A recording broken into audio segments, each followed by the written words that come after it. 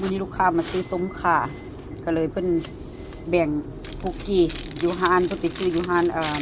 ไอศครีมเนาะแต่ว่าเขาจะมีคุกกี้สวีทแอนด์ซอสมีคุกกี้ตัวนี้รสเลมอนแซ่บนี่มันกินบักหนาวเหลืองแต่ว่าแซ่บแห้งกินแปนนึงแล้วได้นี่อันที่สองนี่แซ่บแห้งแซ่บเด้อ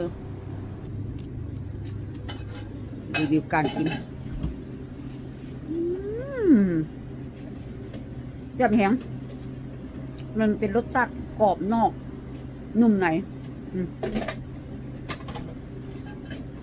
แซ่บแห้งสวีทแอนด์ซอสแซ่บเด้อมากินคุกกี้นำกัน